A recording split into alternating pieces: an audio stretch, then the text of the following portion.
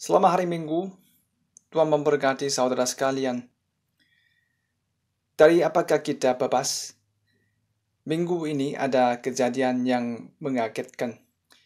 Seorang PNS Korea Selatan ditangkap tentara Korea Utara saat melintasi perairannya.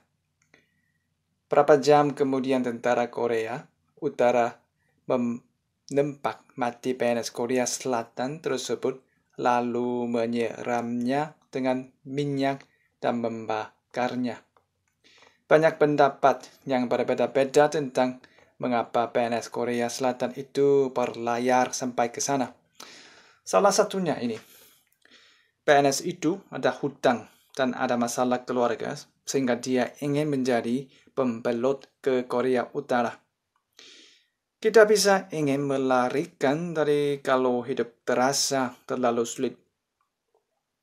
Namun seluruh keluarga dan anak-anaknya ada di Korea Selatan. Siapa yang ingin pergi ke Korea Utara yang lebih sulit dibanding Korea Selatan? Kita bisa mengerti kalau dia mau pergi ke Amerika Serikat atau Eropa. Kalau memang benar PNS itu mau ke Korea Utara, dia akan menyesali seluruh hidupnya di tempat di mana ada perbudakan dan penindasan yang lebih besar. Di Korea Selatan, orang-orang hidup bebas. Hampir tidak ada batasan untuk makan, minum, dan berpergian. Dia bisa melakukan hal yang ingin dia lakukan. Bahkan di negara yang begitu bebas pun, ada orang-orang yang berada di dalam gua seperti perumpamaan gua oleh Plato. Orang-orang yang berada di dalam gua hanya bisa melihat bayangan saja. Mereka hidup dengan berpikir bahwa bayangan yang mereka lihat adalah segalanya. Suatu hari salah satu dari orang tersebut keluar dari gua. Dia melihat langit yang biru dan burung. Ketika kembali ke dalam gua, dia memberitahukan kabar baik tersebut kepada teman-temannya. Namun tidak ada seorang pun yang mengikutinya. Bagi mereka bayangan yang ada di dalam gua adalah segalanya. Orang yang keluar lalu kembali ke gua dan memberitahukan kabar tersebut adalah peran dari Alkitab. Sedangkan inti dari Alkitab adalah Yesus. Faktanya, setiap orang terikat pada sesuatu, entah kepada manusia lain, uang atau keadaan, pada akhirnya terikat oleh dosa. Namun sepertinya manusia tidak mudah menyadari kenyataan ini.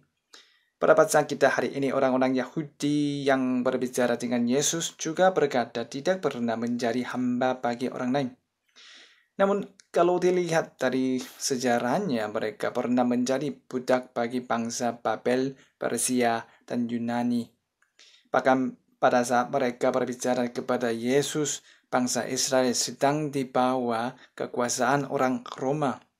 Walaupun begitu mereka berkata mereka tidak pernah menjadi hamba bagi orang lain. Mungkin mereka berpikir mereka bukanlah seorang budak. Mereka tampaknya bermasalah dengan persepsi mereka karena dosa.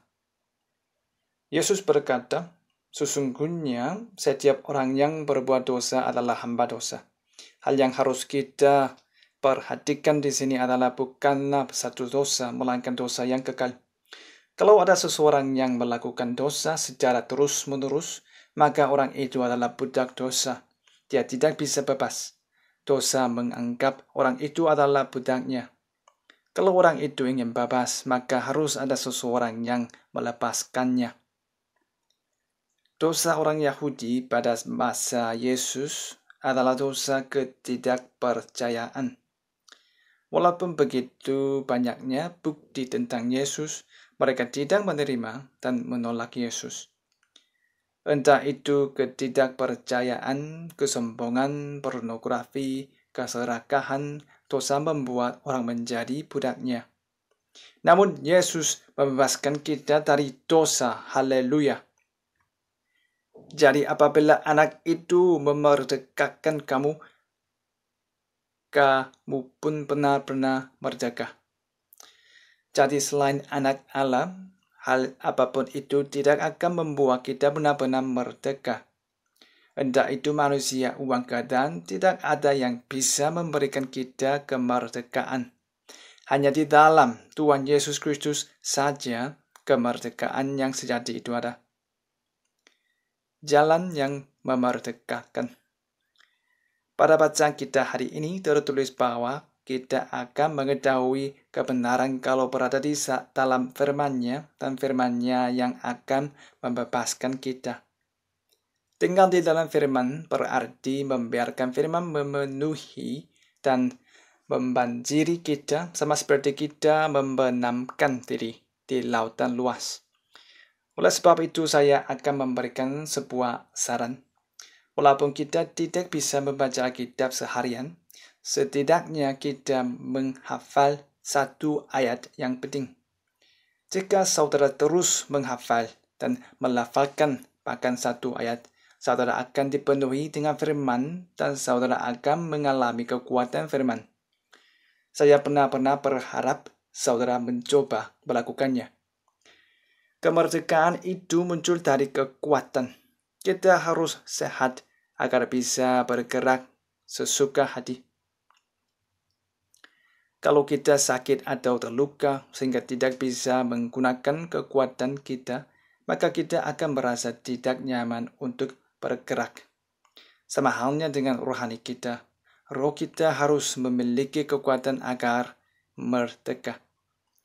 Kekuatan roh berasal dari firman Tuhan.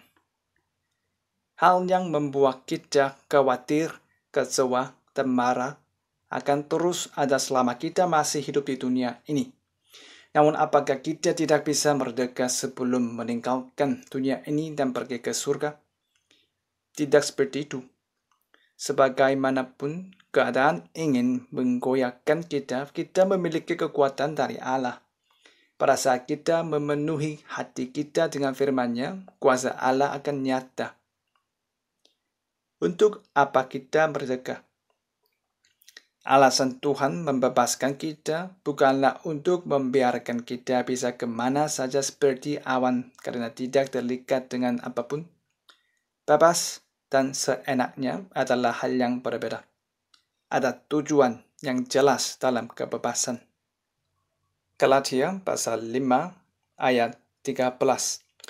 Saudara-saudara, memang kamu telah dipanggil untuk merdeka.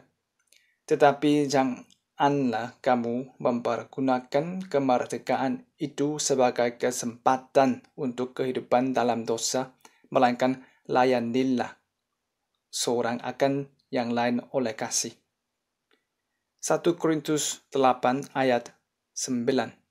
Tetapi jagalah supaya kebebasanmu ini jangan menjadi batu sandungan bagi mereka yang lemah. 1 Korintus 9 ayat 19. Sungguh pun aku bebas terhadap semua orang. Aku menjadikan diriku hamba dari semua orang supaya aku boleh memenangkan sebanyak mungkin orang. Kita mendapatkan kemerdekaan itu untuk melayani sesama kita. Seperti Yesus yang datang ke dunia ini menanggalkan segala kemuliaan dan kekuasaannya. Apakah saudara merdeka? Mendekatlah kepada firman. Penuhilah hati kita dengan firman Tuhan. Saya berharap saudara sekalian dapat mengalami kekuatan yang muncul bagi orang yang berada dalam firman-Nya. Ada kekuatan yang luar biasa di dalam firman Tuhan, walaupun hanya sebuah ayat saja. Semoga kita semua dapat menikmati kebebasan sejati melalui firman Tuhan. Semoga saudara sekalian juga menjadi murid Tuhan yang menggunakan kemerdekaan saudara untuk melayani orang lain. Amin. Mari berdoa. Allah Bapa di surga, kami terikat oleh banyak hal. Tuntunlah kami agar firman-Mu memenuhi hidup kami. Buatlah kami menerima kekuatan roh dari firman-Mu. Kami ingin menikmati kebebasan sejati di dalam-Mu dan melayani sesama. Kami berdoa dalam nama Tuhan Yesus Kristus yang telah berkorban bagi kami. Amin.